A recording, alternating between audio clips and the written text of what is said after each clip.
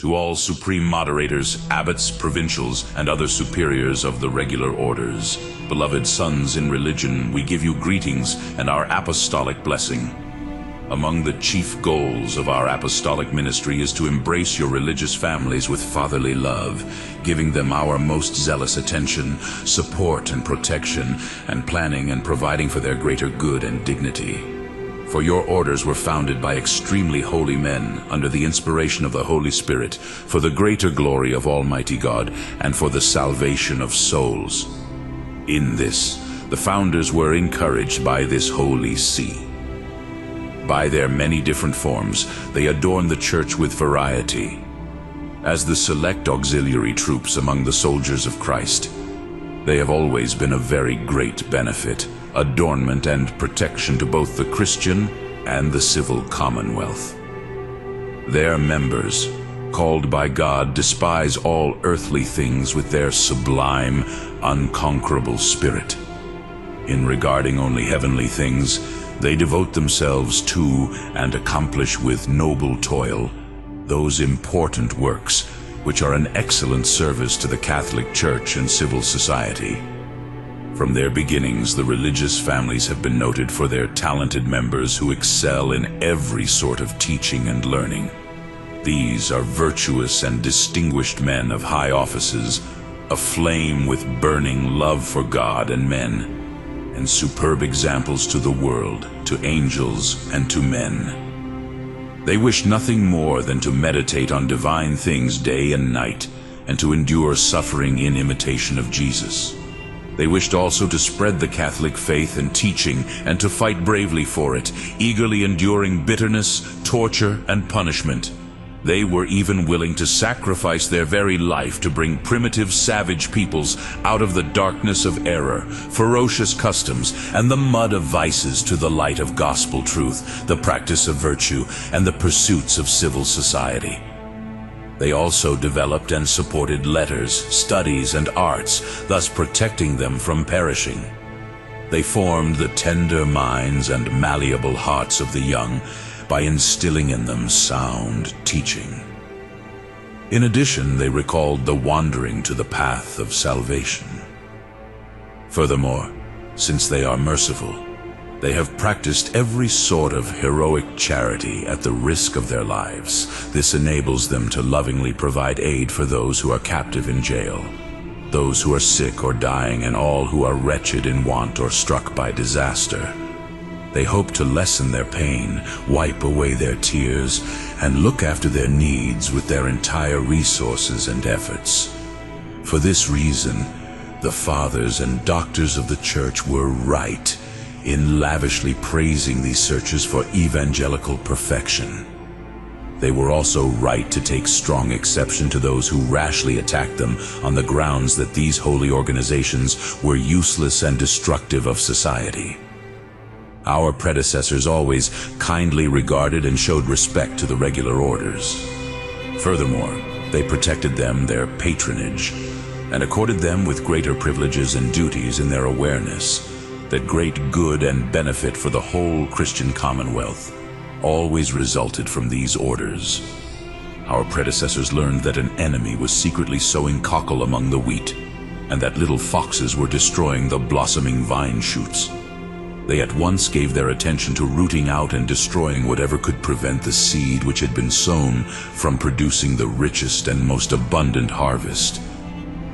For this reason, then, our predecessors, especially Clement VIII of happy memory, and likewise Urban VIII, Innocent X, Alexander VII, Clement IX, Innocent XI, as also Innocent XII, Clement XI, Pius VII, and Leo XII elaborated beneficial plans and published wise decrees and constitutions. In doing this, they devoted their pontifical watchfulness and foresight to completely removing the evils which at critical periods had crept into religious families, and also to protecting or re-establishing their regular discipline. Therefore, in our great love and care for these orders, in imitation of our predecessors, and abiding by the wise sanctions of the Fathers of Trent in particular, with regard to our duty, we have decided to turn our thoughts to your religious families. If there is anything weak in them, we may strengthen it. If anything ill, we may heal it.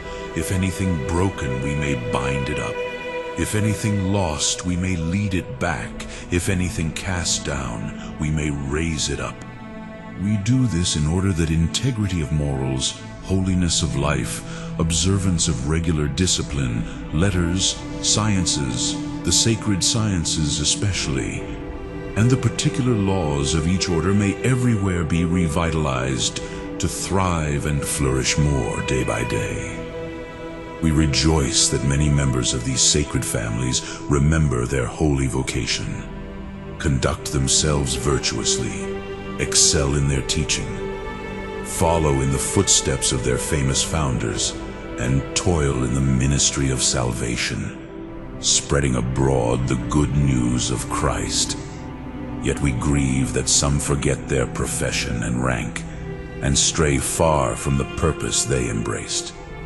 This causes great harm to their orders, because to the faithful they present merely the appearance and habit of piety, but they actually contradict the holiness, good name and state of their professed purpose by their life and morals. Therefore, we are sending these letters to you, the moderators of these orders, to tell you what plans we have for the renewal of regular discipline.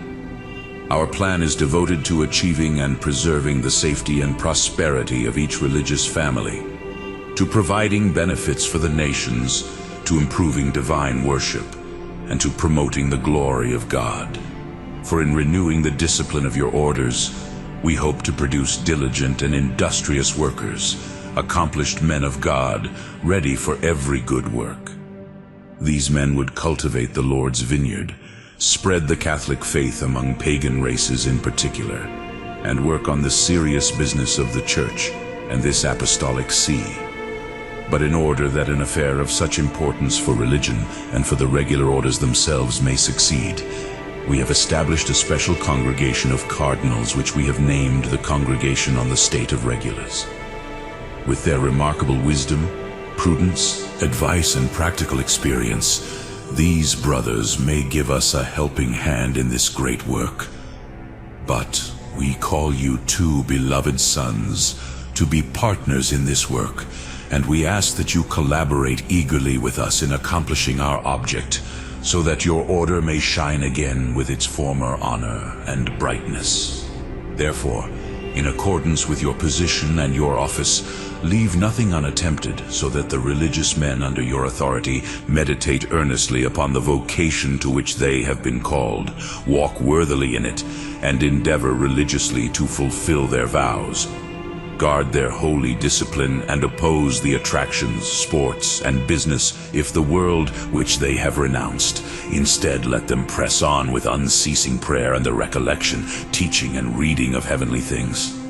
Let them labor for the salvation of souls, presenting themselves as modest, humble, sober, kindly, patient, and just men, irreproachable in integrity and chastity, burning with charity, and reputed for wisdom.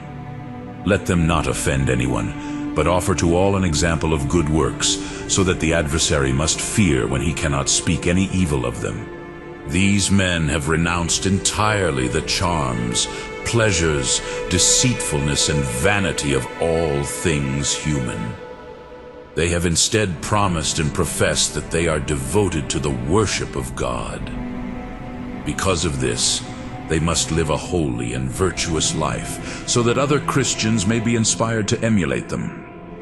Since the well-being of every sacred family clearly depends first upon careful selection of novices, and secondly upon the excellence of their training, we exhort you to examine carefully beforehand the character, spirit, and morals of those who wish to join you. Also investigate closely their prudence, spirit, and reason for entering the religious life. If their only aim in embracing the religious life is the glory of God, the benefit of the Church, and the salvation of themselves and of others, then admit them to your order. Teach them piously and holily, using excellent teachers during their novitiate, so that they receive the best possible formation in all virtue and in the way of the religious life which they have entered. The regular orders have always been noted for their promotion of an enthusiasm for writing and for the illumination of our knowledge of human and divine affairs by their many learned and painstaking works. Therefore, promote a correct method of study in accordance with the rules of your order, and to make every effort to see to it that your members ceaselessly apply themselves to learning humane letters and the stricter disciplines, especially the sacred ones. Then they themselves, once they have been trained in the best and soundest teaching, may fulfill religiously and wisely the demands of their position and the sacred ministries. 10. Now we earnestly hope that all who are soldiers in the camp of the Lord honor God with one mind and one tongue, and strive to maintain the unity of the Spirit in the bond of peace. Hence, we repeatedly demand of you that in intimate concord, charity, and great unanimity with the bishops and with the secular clergy, you unite your aims and strive might and main at the work of the ministry in order to build up the body of Christ. Moreover, be zealous always for the better graces. For there is one universal church outside of which no one at all is saved. It contains regular and secular prelates, along with those under their jurisdiction, who all profess one Lord, one faith, and one baptism. Therefore, it is fitting that all who are of this one body be also of one mind, and be bound to each other like brothers in the bond of charity. Beloved sons, what we wish to convey to you in this letter of ours was to let you know our great goodwill towards you and your religious families, and our eagerness to provide for the affairs, benefits, dignity, and splendor of these families. We do not doubt that you will be proud to act in accordance with our desires and careful advice.